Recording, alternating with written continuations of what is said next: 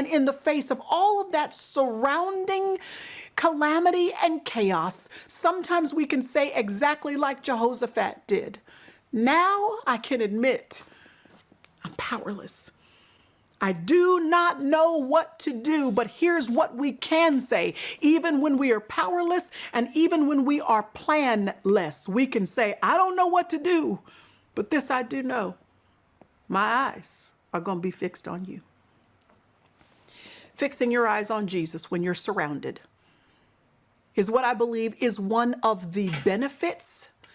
It's one of the outworkings of God's purposes when he allows his children to be surrounded by difficult circumstances.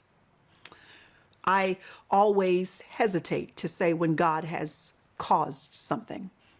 I've heard folks say maybe that God has been the cause of some of the negative things that we've been facing in our country and in our culture and in our world. I always hesitate to say what God is or is not doing. But this I do know. Everything that happens in your life, in mine, in my country, in yours, in my culture and in yours, everything that happens has to first pass through the fingers of God before it ever enters into our experience. So whether or not God caused it, I don't know, but this I can say with a sure level of certainty. He has allowed it.